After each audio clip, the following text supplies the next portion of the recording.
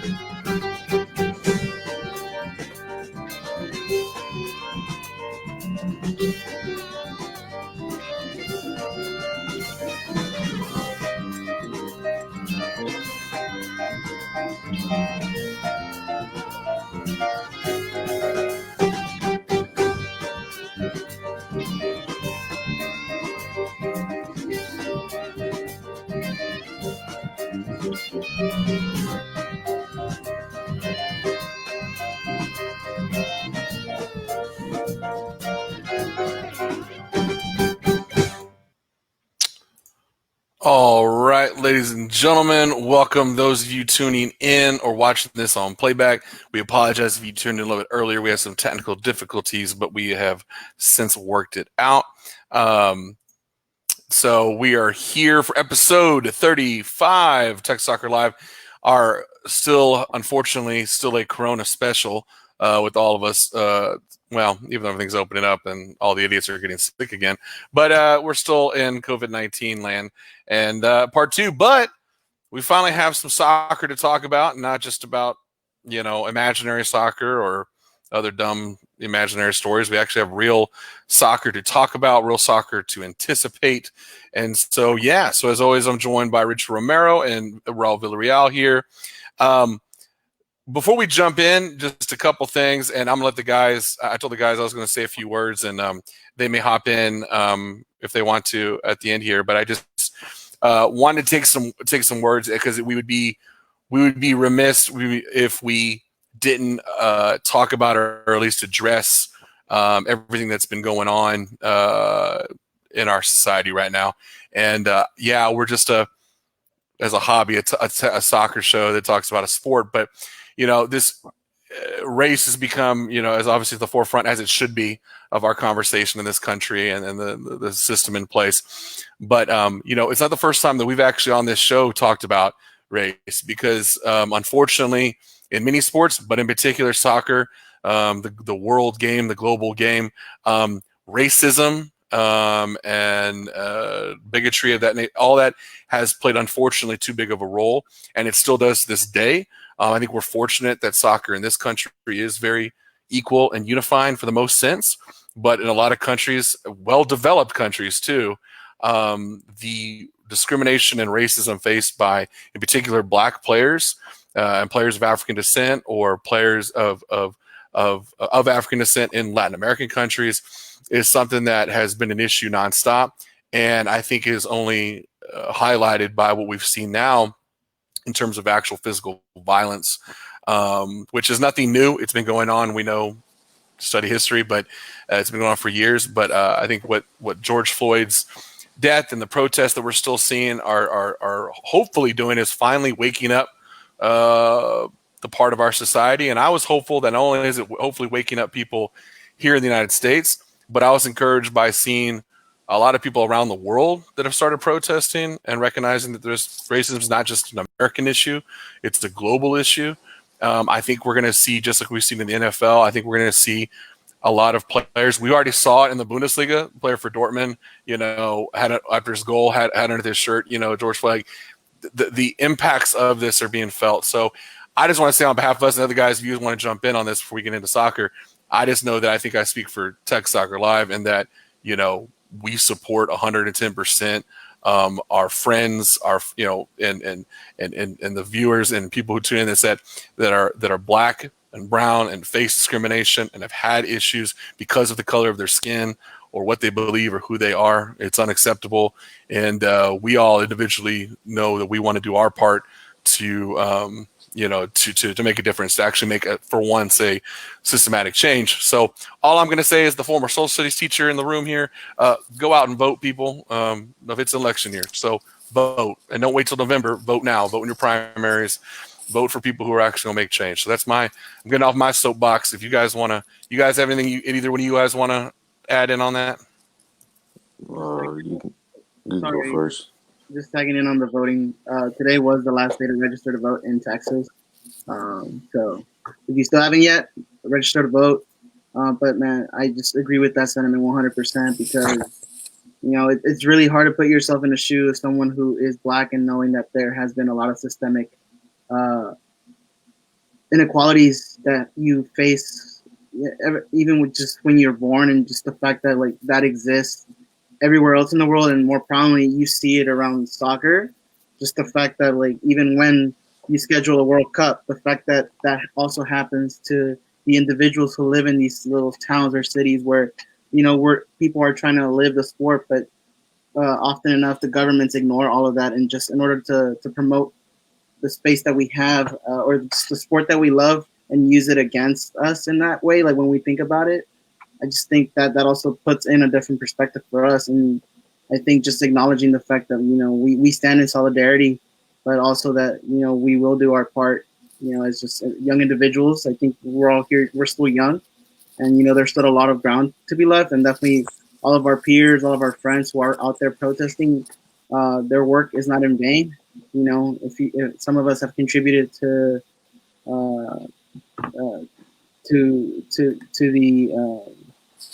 the bail funds and to other forms of helping out financially, all of that is actually, you're seeing a small change, but even that small change is significant in this time right now where that is, we are recognizing that it is an issue of systemically oppressed for our black peers.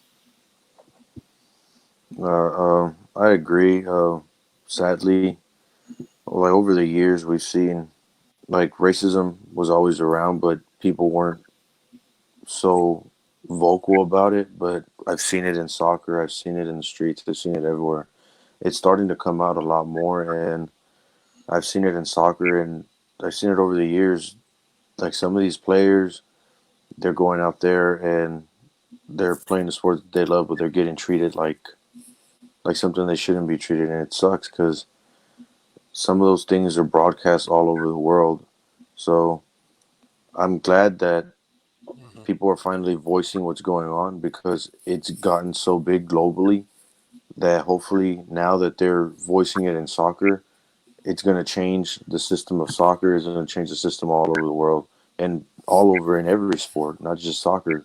It goes on in basketball, baseball, even in sports that nobody watches, like tennis. So I mean, yeah, I'm glad people are finally voicing what's going on, and they get out there and vote and make a big change, and hopefully it'll have a big impact for the rest of the world.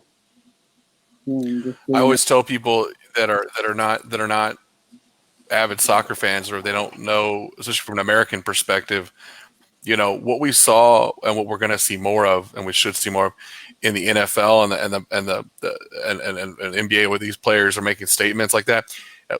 Remember, in these other countries, other places where these, especially Europe, like Italy, for example, where there's been notorious, racism towards Black and African players.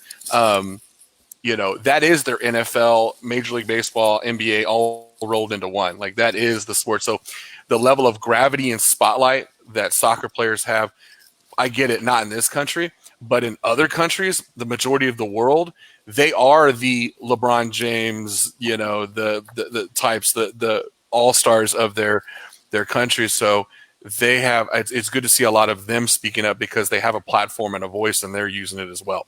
So, yeah. All right. Well, like I said, we just wanted to share that because we just want to set, just to say and share with all of you that are viewers that, like I said, it's sometimes there are things bigger than sports, and this is definitely one of those things. But we still want to bring a show to you and talk about.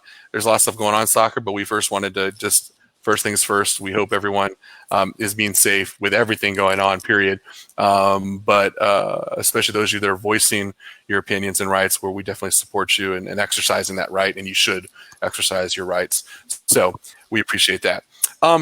We got 4 topics. If you're watching on playback. We're going to get into Liga MX briefly, and Raul's going to lead us through some stuff going on in Mexican soccer. Richard and I are going to talk about MLS and NWSL. Topic 3 and 4, we're going to look into European soccer. Topic 3 will be the Bundesliga, because that's the one league that's actually been playing for several weeks now. And then we finally get some of the other big hitters back in soccer with La Liga this week, and we'll talk about Premier League and Serie A coming back as well. That'll be our closing topic. So, all right.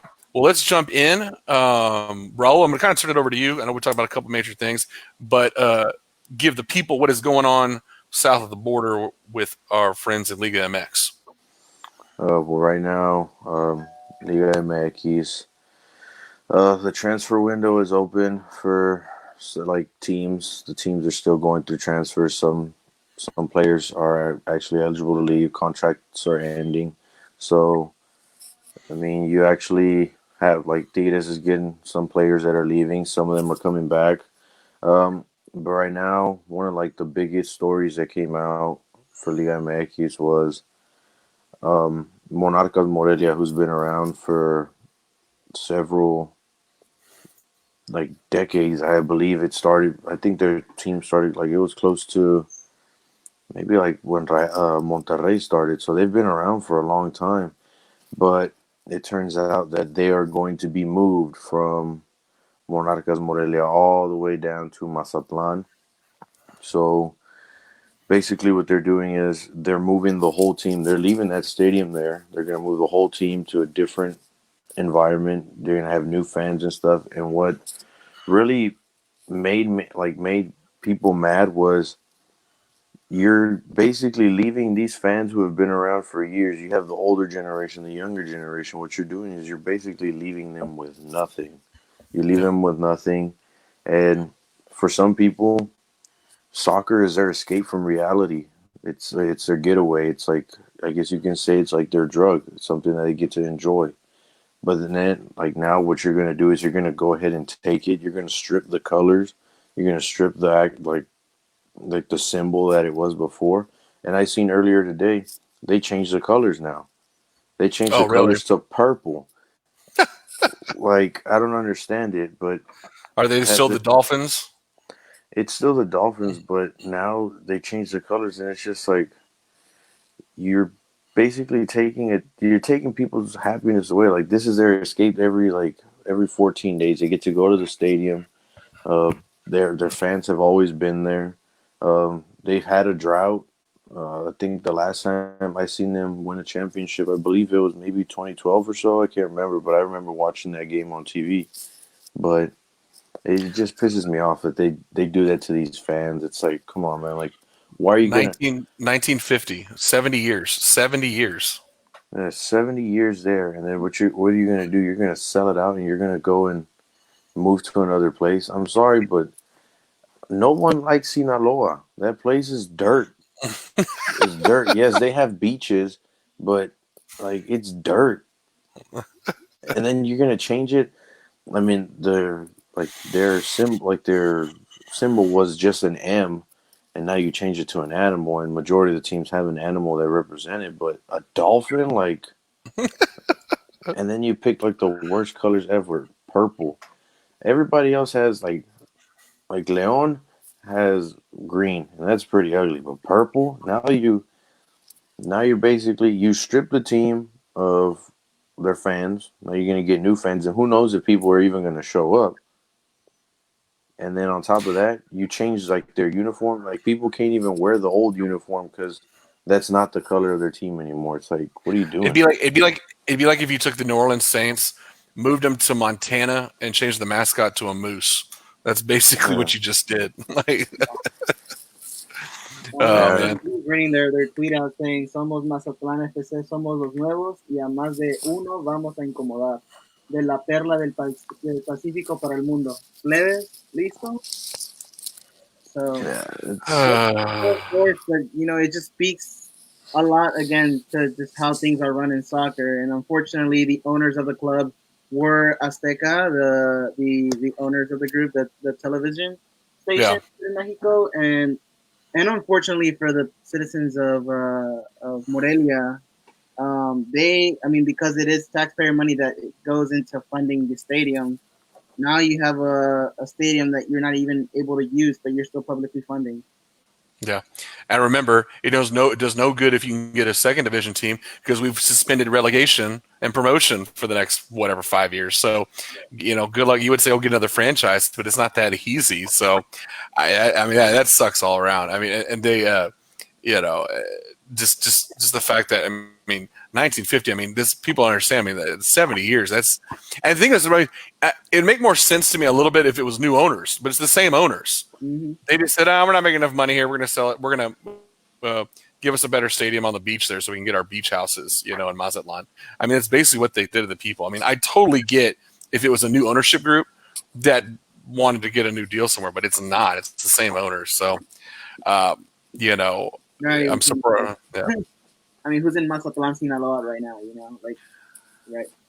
I mean, unless their fan base is going to be basically tourist. I mean, I don't know what the. I mean, no offense to people who live in Mazatlan, but like, it's gonna be kind of a weird fan base. It's like putting a professional sports team, in my opinion, putting it in like a place that's like basically known as like a resort type town. Like if I just went to, I don't know, just Destin, Florida. Oh, here, nice it, beaches. Here's a like professional if team. you look at it, it's basically like what the NFL did. They moved the Oakland Raiders and they moved them to Yeah, Las Vegas.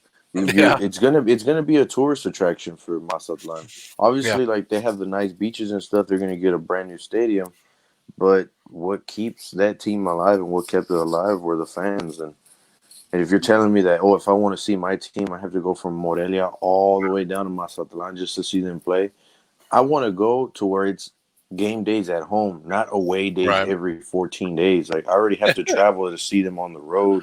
I don't want to travel to see them play at home. Like Yeah, it'd be it's easier. It's easier for them to travel to games that are actually away games on their side of Mexico, instead of going out there. You know what I'm saying? So that sucks. They're gonna lose a lot of fans. But yeah, what was so Raul? Just to confirm before we move on to the MX. I know you said we talked about I think we might have mentioned it last time, but the season, just for those of you who weren't aware, the Mexican season has been completely canceled. Now, can you confirm? Because Richard and I weren't sure about this. There's indeed no champion, correct? They're not letting like Cruz Azul or someone be a champion, or are they? no Cruz Azul. Like there's no champion for like this season. What actually came out was they found out that Cruz Azul, like the owner and the president and stuff, they actually got caught with like money laundering for cartels and stuff. So there's actually talks of them like disappearing from the first division. So I don't know what's gonna go on with that, but they actually did get caught. They might like I could see them getting like taken out of the first division for a while, and God knows what they're gonna do with that stadium that they were supposed to have Either, built. yeah, But either I that or mean, they could force the ownership to sell. They could say that the league could say that you guys have to sell it. You have to sell your ownership rights to a buyer. The question is, do you have a buyer? And if you're a buyer, do you want to leave the team there or not? But yeah, I don't know. It's just typical Cruz Azul, man. I mean, you finally have a chance, and it's like you screw it up. Like, Yep. Yep. but I know that there's gonna be like after this summer, the season is supposed to start up again. That's what everybody's planning on, but they're aiming for soccer to start in July. Yeah. And hopefully they're trying to figure out if fans can actually go back into the stadium. They don't really know yet, but their main goal is that they do want to have soccer start in July. It's going to be interesting because everybody's focused on when it's going to start, but some of these players are leaving their teams. I know Ener Valencia is leaving Tigres. He already put his like house and stuff on the market. Ruben Sambuesa, there's talks of him going back to America, but they don't know. And one of the players for Reals, Van Dioni, he's leaving. He's not signing. They got a new goalie. Not a new goalie, but he was the goalie for Monterrey for 2017. So he's back. Basanta, he's leaving. So Monterrey's taking like it's gonna be difficult because they're losing players. And I everyone's don't know getting COVID-19. Yeah, they had 50 players test positive for the In their system. COVID-19. It's So ridiculous. Like, Yeah, that is crazy, man. That like I feel like I don't know that if they put a pause on work visas in Mexico or not, but just the fact that like they haven't really exercised, or I don't know, like if they're still like if because they're no. not playing, they're not working. So because they're not working, that also puts it in like at least a push away for like all the players who are not from Mexico or don't have a residency in Mexico to like go back home, Yeah. like play somewhere else. Well, guess which countries we're talking about are bringing back soccer have and come back sooner. The countries that took this thing seriously in the beginning and had severe responses. Germany and Italy and Spain were suffering a lot early on, but they got on top of it. United States, so you look what you're seeing right now is places like Mexico and Brazil, South American countries. They're down like where Italy was like 2 months ago. I mean, so it's like there's going to be a delay. Same thing with the United States. We were late to the game and all this stuff, so that's why our stuff's not starting until later. But yeah, Mexico I think is getting hit. They better hope that they're ready to go for July. But I think they're so behind in terms of what I think it's only going to get worse. In terms of players being sick and fans and all the other stuff just in general. Well, Yeah. I know Tigres. They've been hosting workouts like with the whole team, like Yeah.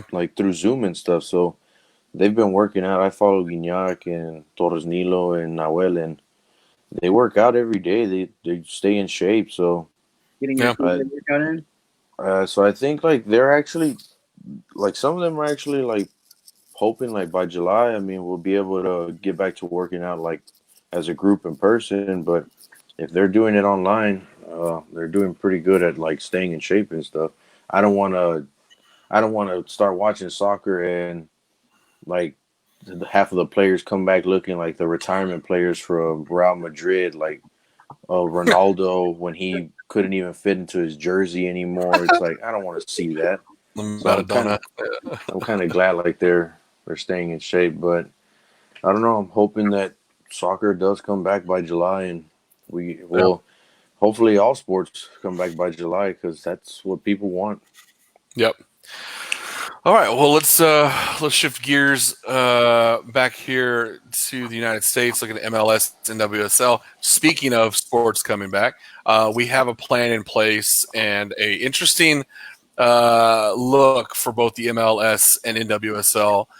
Very different than the other leagues around the world. England might be looking at something like this eventually. France, we'll talk about in a second. But essentially what the MLS is doing, NWSL, and I'll let Richard talk more about it in a little bit, is basically we're doing a tournament for the season. The season will be a massive tournament, kind of a la World Cup style, group stages, and then knockout rounds.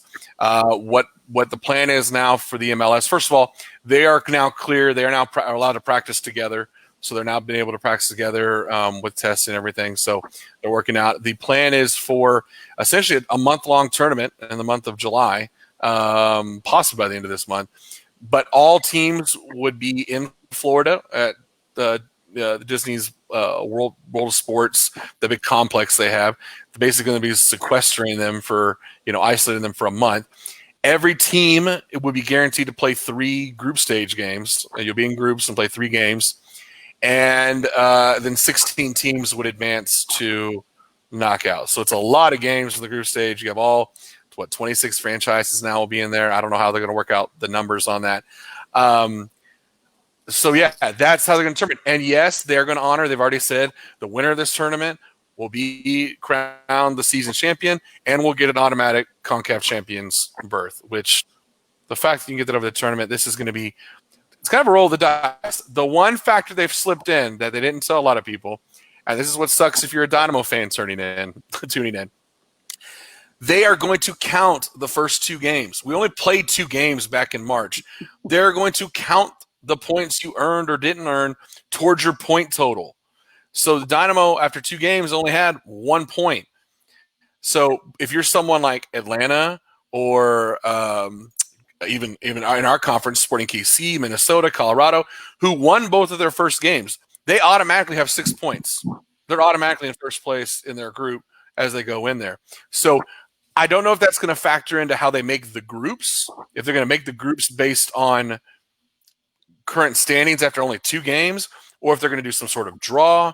I haven't heard the details on that. But, yeah, you're basically an uphill battle if you – I mean, I guess you can say the Dynamo, we're not Nashville with 0 points or Inter Miami or New York City. But it throws a wrench into it because it's kind of anybody's – you get on a hot streak for a couple games – and you get to be a season champion. This is my rant for this week. It's just absolutely – I think it's dumb. I think that playing it all in the one location, I get limiting travel, but you're going to have some massive outbreak at some point during that. Guys, I would have run 2 things. Either cancel it like Mexico did and just, start over next year, or – take the approach that other leagues like Germany and Spain and Italy are doing, and actually play actual games without fans. But this whole tournament thing, I think it's going to backfire on them because, I mean, you lose the element of fans being there, so that takes away of it. Also, I guess we're really sports starved, so maybe people will tune in. But I will say this: the casual soccer fan, there's a reason ratings go up during the World Cup, right? Because there's nonstop games, and they're talking about this. They talk about broadcasting 5 or 6 games a day during their group stages. So I guess you're just desperate for soccer. Some get excited about that. In fact, it's a tournament and you can get knocked out, but I don't know. I'm kind of mixed feelings, a mixed bag on that. I think it's weird. So I don't know what y'all's thoughts are on that, but that's what we got. We're going to have a tournament to decide the MLS champion, which, by the way, that facility, right after they're done with that champion, at the end of July, the NBA is moving in to start their season because the NBA is having all their teams there.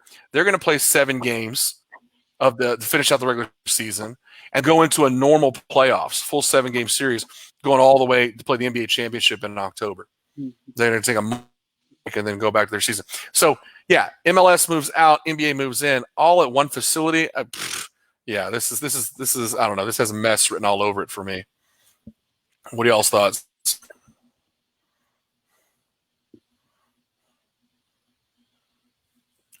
Yeah. No, man, I agree. I feel like you said, like at the end of the day, it's a business. So the stations are in dear doubt. Either they're exhausting their libraries that they have of like previous matches or previous boxing matches, right? They're hungry for sports content. So they said they're still going to lose $1 billion as collectively. All teams in the league combined will lose $1 billion, and that's with the players taking a nearly 5 to 7% pay cut. So it's like, man, you can't cut it. You're going to lose money. Right. Yeah. And you're not going to have all the fan stuff and money. So, like, I guess TV, they can try and get the revenue off that. But, yeah, they're not going to be able to. They are accepting the L. They know they're not going to be able to make it the same. But, we'll see.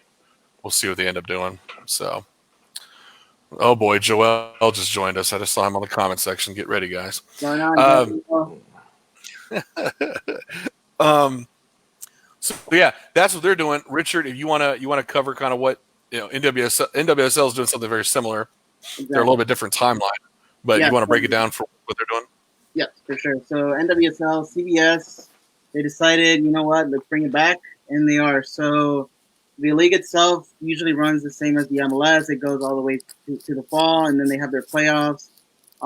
Essentially, this time around, one team ends up getting the losing stick because there's 9 teams at the NWSL. So the tournament will be held in Utah. It's called the Challenge Cup.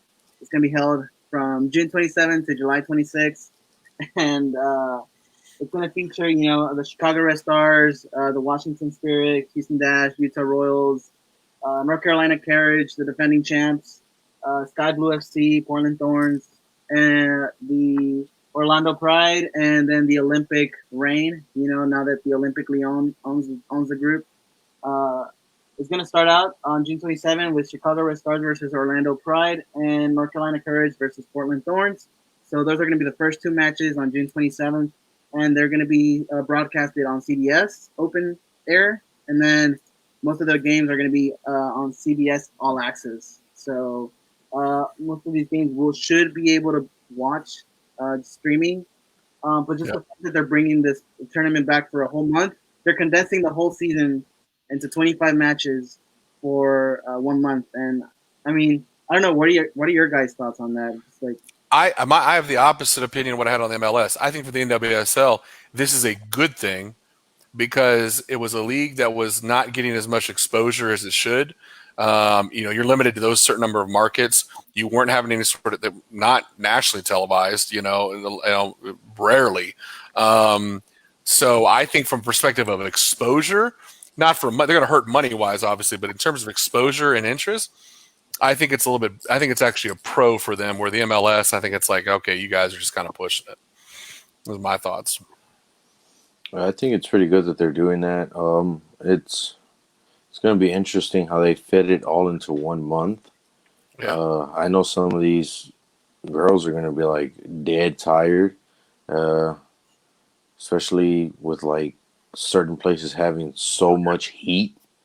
It should be interesting, but I think they took the right approach. Like, it's 1 month, and you're fitting so many games, but I think the exposure that they're going to get is going to attract a lot of attention for them, and that's what they need. They need more attention. So I think it was a pretty good idea. yeah, Joel, I don't like you, so go to hell. Sorry, Joel. That's all you get. a shout out there. Well, Richard, I was going to ask you because some players, and there's some notable players. I saw Megan Rapinoe said that she ain't playing in it. That she said she's not going to participate. I mean, what are your thoughts? I mean, on that. I mean, does he think it's going to damage it that they could? It was her and a couple others from the national team or other national that basically said, no, this ain't worth it. It's a risk. So I don't know. What are your thoughts on that? I mean, again, it's true. Like, I think the fact that they're even like able to not only express their opinion, but that they're going to be able to do that. I think that just also leaves the opinion of the players like watching for their safety as well. Like seeing the long term. I think like Megan was going to retire probably at the end of this season. So why damage yourself or damage your brand over just a tournament? And then at the end of the day, that's the fact that the NWSL and all their players are being conscious about this. It seems like it's a decision, if you want to play, you want to play. You know the dangers that come with that. Rather than, being forced to play because, you're owned by the team or you have a contract with the team to play. I do think that, the good thing is the fact that like this is going to be the second women's tournament that has been played on top of Liga MX or it's going to be a third one after the Australian season ended at the beginning of the year. So most of the players over from Sydney and the rest of Australia are coming back to play as well. And I think that's so the way it's going to play out. There's 9 teams at the end of the what do they call the preliminary rounds. There's going to be 8 teams left, and then you're going to play your quarterfinals, your semifinals, and then your final game on June 26th. So again, only one team after the preliminary rounds is going to be eliminated, and you're still going to have the same 8 teams that played for the preliminary rounds. Move on to the next round. It should be interesting to see how it plays out. And I think I'll tell you, I do if I was the NW. Well, for NWSL right now, you know what I would do? I would be tapping into the league. I would tap into the league in Mexico because at least NWSL teams are getting noticed. Because I don't know if you heard about this, going back to it ties into what Raul was talking about. Yeah, the men's team was told to move from Morelia to Mazatlan. They didn't even tell they're interviewing people from the women's team for Monarcas. They haven't even been told. They haven't been told anything. So, like, the disrespect. I mean, like I said, at least in WSL, if I was a Mexican female soccer player, like, I'd be saying, like, sign me up there, because the disrespect that they're getting down in that league is pretty ridiculous. And the sad thing is they're actually a competitive league and actually high quality play in women's soccer. But yeah, they're getting that is just, I just remember that when you were talking about just the exposures. It's like, yeah, it's an afterthought. They've been forgotten in other countries, especially Mexico. So I'd be jumping ship, and this is good for NWSL to track that. Hey, look, we're here, we're playing, get involved. So, okay. Well, Joel just said that Raul looks like Jesus. So there we go. I am Jesus. That's why Joel. And we just lost our religious audience. Okay. All right, Richard. Anything else in regards to women's soccer before we hop over to Europe? No, that's it. I just hope next time we have a show next month, this tournament will already be either in the first couple of weeks. They might even be going into the quarterfinals. So we'll see what happens with it. Cool. All right. Well, let's shift gears over to Europe, and I've separated it. We're going to talk about just the Bundesliga for a second, just because they're actually playing, and we just had. They actually only have 4 weeks left on their schedule. And what started off when they resumed as kind of a close race, Bayern has opened up as usual their usual lead, if it seems, over Dortmund. So you can see the standings going across the board there, but Bayern has now taken a 7-point clearance. They're sitting at 70 points. And the only two teams even remotely within shot are Dortmund at 63 and Leipzig, remember, was the hot team when we came back, and they haven't been able to hold it. They're at 59 points. So realistically here, guys, on about you, I'm looking at the schedule, and I'm not seeing a lot of opportunities. I mean, this is really, in my opinion, and I hate to say it, as usual, this is Bayern Munich's title to lose at this point. I mean, do y'all think Dortmund can challenge, or is it pretty much is it a locked deal? I feel like with this whole thing going on, whoever wins it, and I'm pretty sure Bayern's gonna win it, but Right. People are gonna say like this title wasn't a real title because of what, like, everything that went on. Everybody's gonna be like, oh, that title doesn't count, like that, blah blah. It's like, okay, I understand that. I do hate one thing that doesn't make it a title for me is that there is no fans, and those cutouts are trash.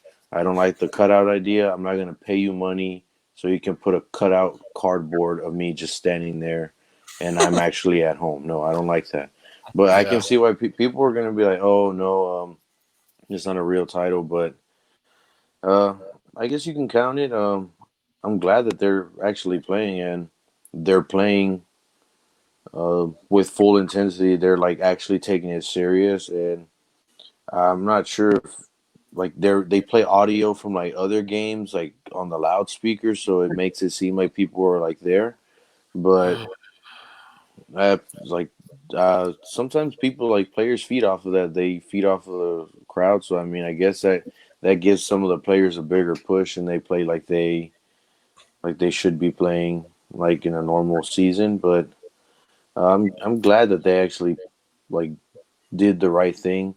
If everybody else would have done what they did and took it in the right approach, like from the beginning, took it serious, and then they'd be able to be playing like they're doing in Germany. But Bayern, if they don't win, then the only other team that I would want to win is Dortmund or Leipzig. But that's like out of the picture. So, well, and on top of that, any one of these last 4 games rather, Dortmund and Leipzig play each other. Bayern's playing all people who are, I think Bayern's toughest game, looking at their schedule, Mönchengladbach, who's in fourth place, they play coming up on Saturday. I mean, that's the only anyone who's remotely in the top, half that they have to play. They play Werder, which is not that great. They play Wolfsburg, who's hanging around in sixth right now. But yeah, it really is theirs to lose. Dortmund has a tougher having to play Leipzig like that. So yeah, it's tricky especially with I would say if it was 5 points, I'd give it more of a chance. But that's 7 points, man. That extra that's where that 2 points is going to be a killer, I think, for them to overcome. So we see Joel's pick here, but I guess Joel believes in miracles. So right. Miracles do happen. Yeah, man. Any thoughts? Any thoughts, Richard, on Bundesliga? Yeah, man. I mean, it just goes to I'm just thinking here, just like how the fact that they didn't decide to redo the tournament, or it just goes to show just how much intention they did to stop before things got too serious in terms of COVID, but at the same time, just keeping the integrity of their league and who their representatives are in I guess in the global stage. I mean, when it comes to Bayern and Dortmund have the most name out there, so I mean, you wouldn't want to lose that. And I mean, that's just something that you keep when you continue the tournament. And I'm not gonna say that they saw who was gonna be playing Bayern. And we already know this. In the Bundesliga, if it's not Bayern, it's Dortmund. It's really not going to be anyone else at this point, at least over the last decade, right? So, it was for me. We were excited at first when they came back, but this shows you, as we're always alluding back to it with the cutouts, that shows you the power of the fans. The game is different without fans, and that's what you watch.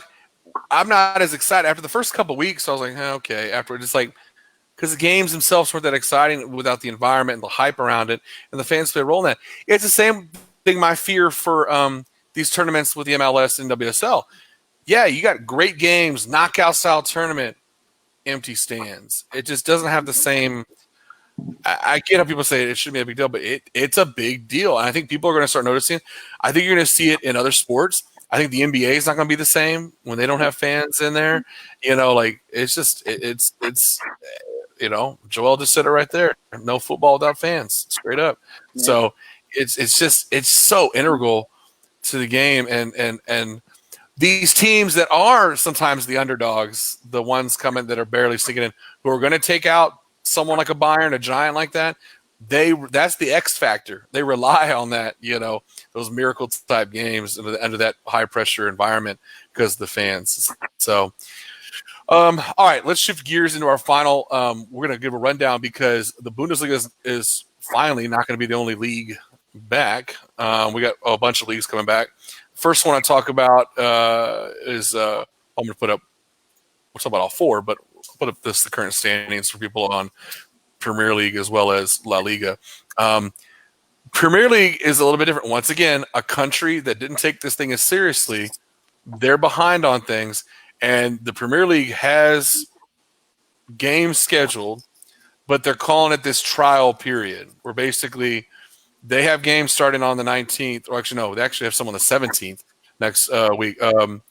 We're starting off with Aston Villa versus Sheffield and Man City and Arsenal. So they're going to play games. They're going to play a couple weeks worth, but then they say they're going to reassess. They haven't determined whether they're going to play out the whole season, if they're going to add a playoff feature or anything like that. So I'm not as excited about the Premier League. Also, look at the standings. I mean, I don't feel bad for Cruz Azul in the Liga MX, but I do feel bad if Liverpool can't get their league championship because they've been chasing it forever. They're sitting at 82 points. It's done. Give it to them. Man City can win every game left, and they still wouldn't. I mean, it's not going to happen. So, it just sucks for Liverpool because that's a team that's been wanting a domestic, title for a long time. And get this, what is this mess from Joel? Arsenal. Arsenal's at number 9 with 40. They have less than half. They have 40 points, less than half of Liverpool. You're a joke, and Arsenal will always be a joke. So, Anyways, let's switch gears. Let's talk about a league that I'm actually excited about because they actually have something to play for here, and they're going to do it right. Thursday, we finally get La Liga back, a competitive league that is actually close in the standings. I'm going to put this on the screen, but I don't know why. It's actually close in the standings. We're gonna have to but to 18 plus now. yeah, exactly. When you look at the games coming back, I'm getting y'all's opinion.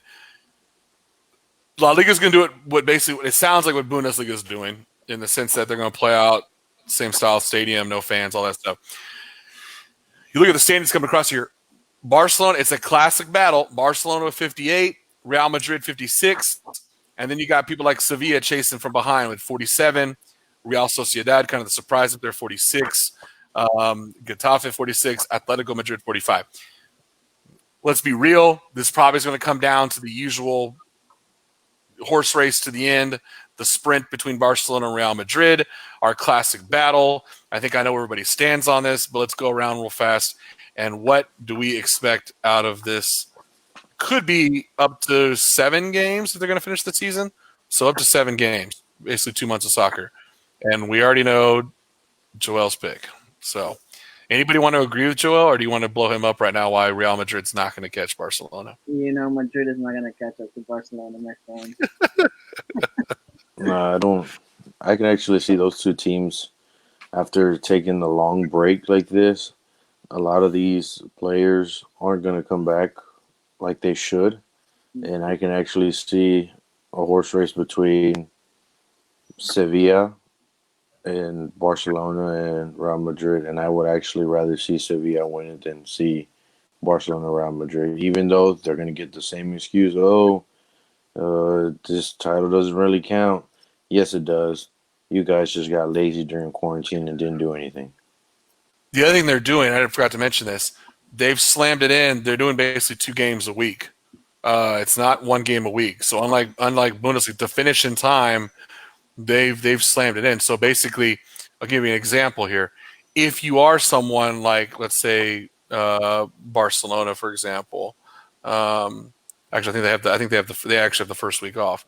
But Sevilla, for example, Sevilla has the first game. Their first game is on Monday the 15th, and they'll play Levante, and then they'll play on Monday the 15th. They then play again against Barcelona 6 days later, but then 3 days later play another game. So it's they play on the 15th, the 21st, the 24th. So pretty quick. Barcelona, same way. Barcelona is going to kick off and play on the 13th to start. They play again on the 16th, 3 days later. And then they'll play Sevilla. They play each other on that Sunday, the 21st. So it's going to be quick, 2 games a week, sometimes only 1. But if you like, that's the other factor. I'm glad you brought that up, Raul, is that not only are you coming back, but you're asking your players to play a lot more than they're used to. It's going to be intense. So let's see if guys actually stayed in shape or not. I don't know. But you'll get to see that. So if you want to mark your calendars, June 24th, the 3rd game back, Barcelona, not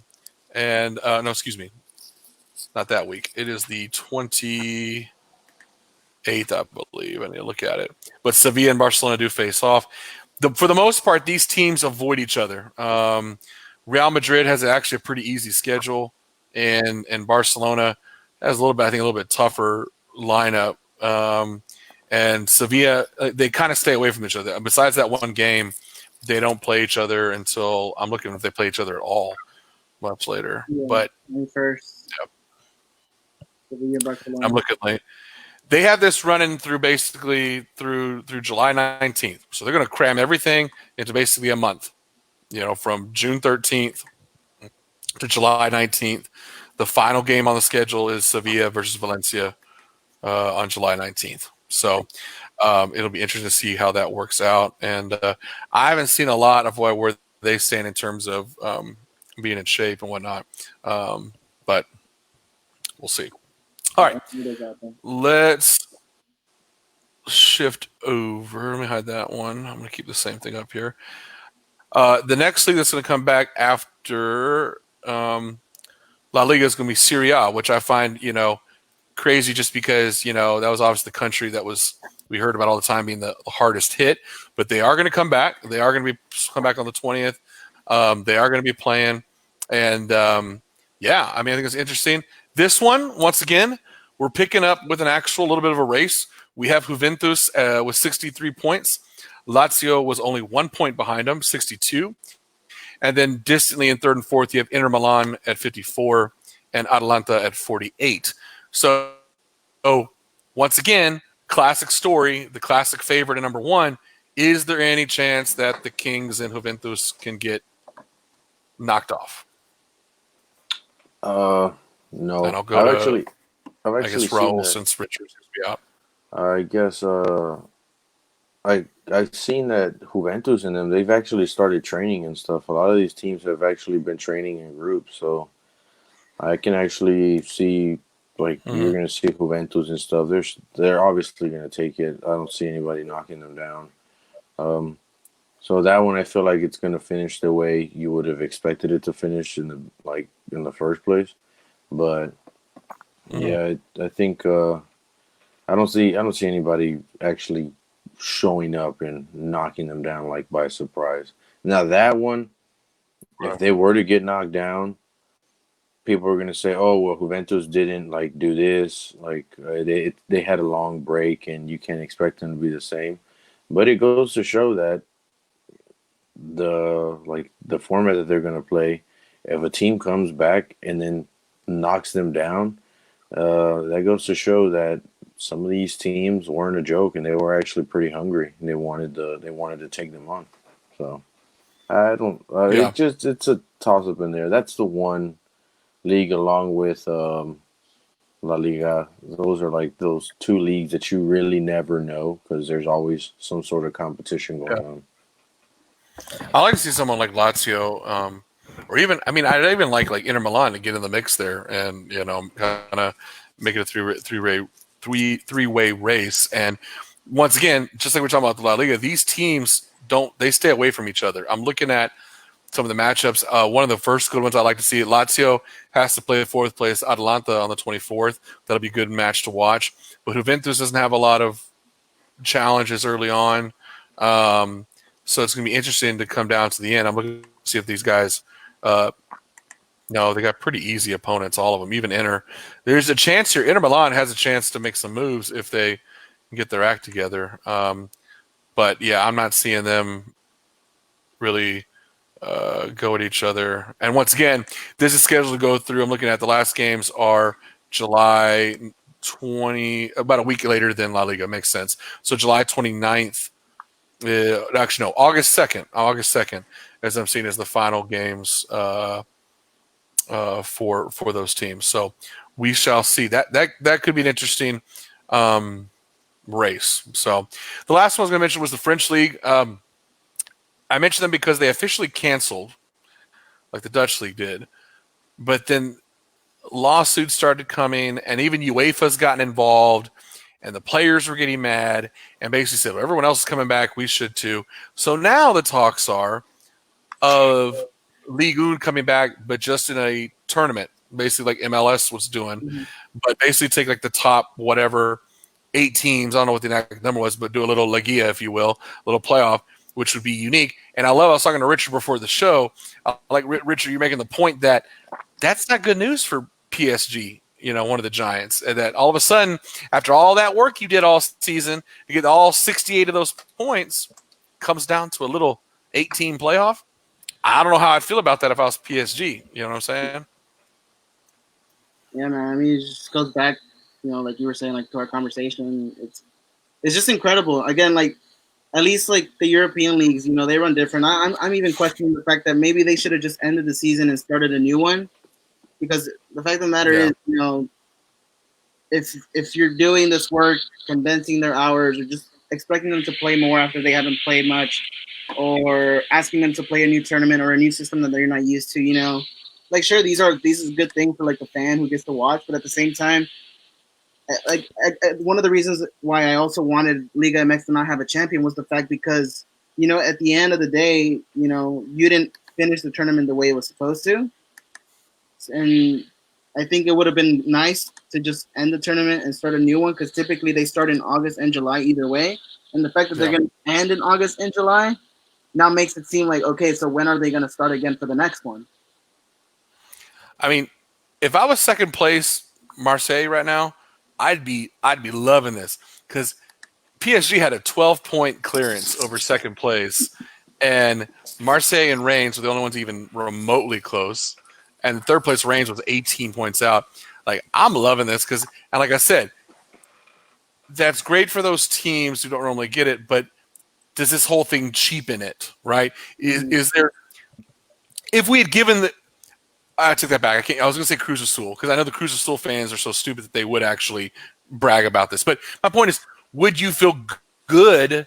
Oh, yeah, we got a championship, but get it under those circumstances. I mean, does it cheapen the title? I guess it depends on the fan base because I can see some fan bases going, oh, yeah, we're the champions no matter what. And then I can see some other people going, no, we didn't really earn that. You know what I'm saying? Like if they take the top 8 teams and Lyon, for example, which has 40 points, 28 points, if they all of a sudden blow up in the tournament and they win the title for Ligue 1, like, is that really a title? I mean, you had 40 freaking points compared to first place with 68. So I don't know if it cheapens it or not. So you guys got any? I got two other things that I'll get your opinion on that are actually not directly related to the field in soccer. You guys got any other thoughts on any of the European leagues or any other things you want to comment on? No? Not really, no. Okay. So the two things I had that I thought were interesting, just random stuff. Ronaldo the other day became the first soccer player to earn $1 billion with in contract money. So we're not talking about endorsements. He has more talking about endorsements, all that stuff, but just pure player contracts. This man has now, with the new contract renewal that he got at Juventus, now has earned over $1 billion just physically on the field. So I thought that was just insane. Other athletes have done it, very few, but he's the first soccer player to ever reach the billion mark in terms of his worth on the field. So pretty crazy. The other one, and I'm going to bring us full circle back to where we started. That's been going on in this country. Did y'all see the story about the player for what's his name, Alexander Katai for the LA Galaxy, who just got released because of the Instagram post by his wife? So he didn't post anything, but his wife posted a bunch of Instagram posts that basically were saying, "Oh, you need to just go shoot these protesters," and I mean, it was some pretty violent stuff. Got out there, of course, she got lit up on social media, and they found out that she was the wife of this LA Galaxy player, and he got fired. They released him contract. So I want to get y'all's thoughts because I saw some back and forth on social media. He came out. He owned up to it. He goes, I don't agree with what she said. There's probably going to be a divorce coming after this. But I don't agree with that. I accept the consequences. But what are y'all's thoughts? I mean, should this man have lost his – because I have mixed emotions about it. Should he have lost his contract with the LA Galaxy because of the racist comments made by his wife? It's an interesting situation. I mean, what do y'all think? I don't think he should suffer just because of the comments that she made. Yeah, I mean, you guys are together and stuff like that, but you're not running a joint Facebook, joint Instagram. You're not doing that. Those comments came out of her mouth. She posted it. Why does he have to suffer if he was getting ready? He was more focused on, oh, I'm getting ready. We're going to have a season come out. And then to find out, oh, I don't have a spot on the team anymore. And then you got to go home and deal with that. Like, I don't agree with him losing his job just because of the comments she made. Yeah, they're messed up comments, but it's like he's gonna come off like kind of messed up. But she wasn't out there running, like working out, playing soccer and stuff. Like she wasn't doing that. So, and it never came out of his mouth. And if he came out and said like I don't agree with it, like which you did. Yeah. But I Yeah, mean, he made the statement. He made the statement he didn't agree with it, and he distanced himself from it. And there's probably going to be they're going to be separated because of it.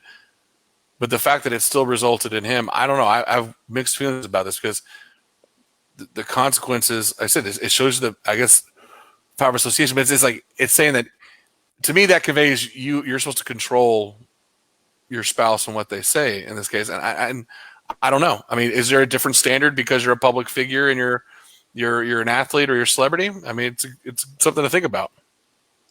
yeah, but I mean, what are they expecting? Like, oh, hey, make sure you don't post anything about what's going on right now. It's just like, what are you supposed to do? You can't control what this person is saying. If you're over here, if you're busy working, trying to get ready for a season, and then I have to control what you're saying, no, it doesn't work like that. But I'm It's a pretty sure dangerous they let him precedent. go because they didn't want anybody tied in. Like, oh, if they feel this way, he's probably feels the same way. Yeah. We don't need that type of energy around us because then that makes us look bad. I think it's just stupid. I mean, just puts the What's a player in dangerous standard? a situation, you know, who are you going to stand with, your wife or a team? Like, it puts the player in a situation where, you know, I guess they didn't want him Well, maybe to pick. now he's with neither. That's the problem because he's not standing with his wife. He separated himself from his wife and said, "I don't believe in that. She is wrong." But now he can't even stand with his team. He's got nowhere to stand. Mm-hmm. That's my problem with it. No, of course. Like, I guess what I'm saying, it's like, at least, you know, if you're married, I imagine, like, you know, you support or like you stand by your partner's mistakes or whatever. So I guess, like, you know, that put him in the worst position to be in, because, like, again, yes, he doesn't agree with his wife's comments, but like I'm not supporting it, the fact that they released him, but just the fact I could see this how it played out. Like Raul said, it's more of damaging the LA's brand, if anything, LA Galaxy's brand, rather than anything else. Like, you know, yeah, you were married, you were just being tied to that, and I don't think he should have been fired for it. But like it gets to the extreme. It's like I don't think that's worth paying attention over everything else that's going on. I mean, in LA, they ended up, like, no police ended up being at one of the latest protests that were shown. So I think that's the priority. That's where the mentality should be, and not at some player's wife posting. Because if you're gonna ignore it, you're gonna do everything you can to just let that be, and you know I agree. you know, deal with their partner. Yeah. But it you know that goes in, that blends the professional and personal aspects of a soccer player. Yeah. I agree with you. It's a distraction, is what it is. A distraction what really matters. But at the same time, though, my only fear is I think it's a dangerous standard because let's go forward with anything. It kind of says if anybody that's associated with you says something controversial or something that is blatantly inappropriate, not even racist stuff. Let's say extreme political stuff or extreme whatever you want to say, or something that's, you know, discriminating against a certain group. Does that mean now? I mean, I think the standard that kind of sets, because my mind is thinking like, okay, if I'm a player now and my father says something, or my brother says something, or the next time a player's wife says something, Right. according to the standard, you're damaging your team's brand. Bye bye. And I find it interesting. He was a veteran player, but he's not. Would they have done that to one of their star players? That's what I'm wondering. Is this a universal standard? Because I guarantee you, with stardom and with that superstar status, you get more privilege. You want to talk about privileges and access? You would have been given more grace because he wasn't that expensive of a player. He's an older veteran. Not a big loss. Mm-hmm. But LA Galaxy, what if Chicharito? What if someone in his family said something, went off and said something, exact same thing? Do you think Chicharito would have had his contract all of a sudden abolished by the LA Galaxy? I don't think so. I highly doubt it. Right? Yeah. It's just, I don't know. It just doesn't sit well with me because I don't think they would have enforced that across the board, and I also don't think they shouldn't, because by doing that, that opens up a floodgate of what I can't stand is the extremism, period, and people being destroyed over. In this case, I get it. If you say something, you own up to it, Right. and you put your reputation. But something like this. I just, even after he denied it, not denied it, but what do you call it? He shot it down. He says that's wrong. That's wrong and inappropriate and not right.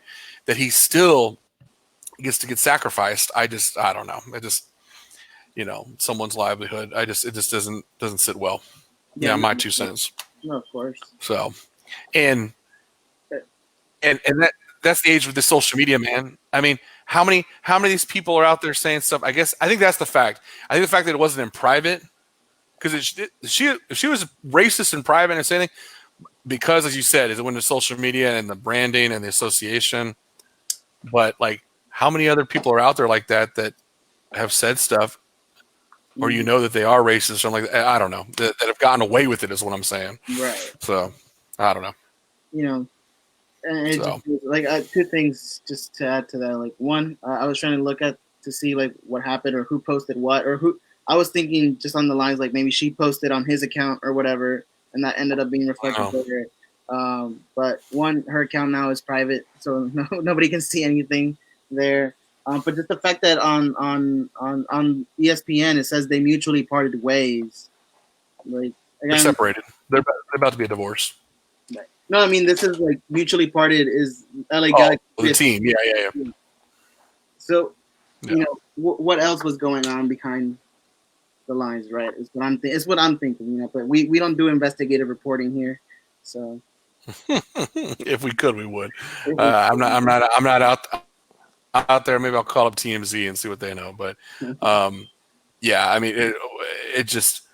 Yeah, but her comments, those of you who didn't know, her comments are basically call for people to kill protesters, refer to them as, quote, disgusting cattle. She did it on Instagram.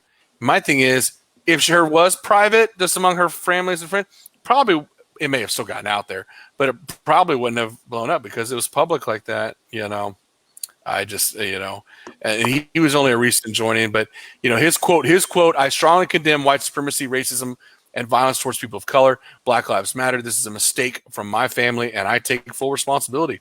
I will ensure that my family and I take necessary actions to learn, understand, and support the Black community. And so, these are views that are not ones that I share and are not tolerated in my family. So, he came out it's pretty firm, but unfortunately, that's what it is. So, all right, guys. Any last closing thoughts before we wrap it up, or we're feeling all right? So pretty good.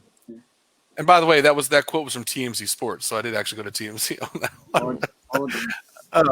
Yeah.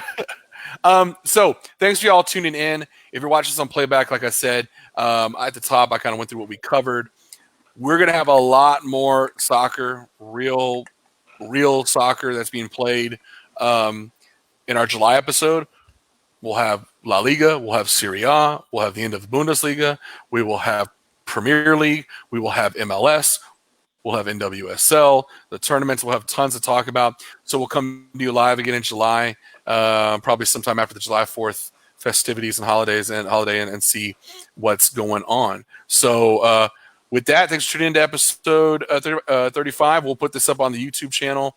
And always make sure you're following and liking us, like and share on Facebook and Twitter and YouTube at Texas Soccer Live. So, as always, I'm Sean Telez, joined with Raul Villarreal and Richard Romero.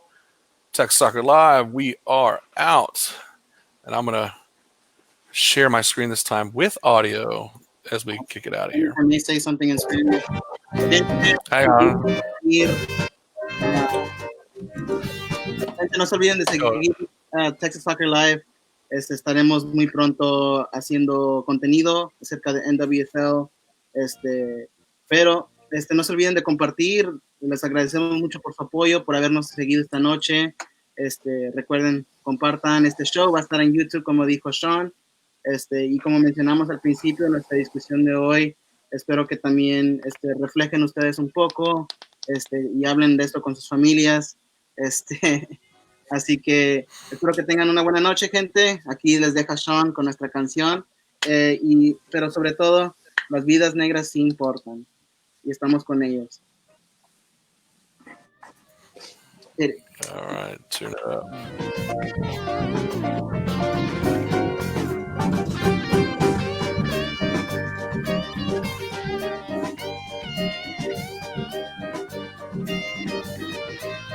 Yeah.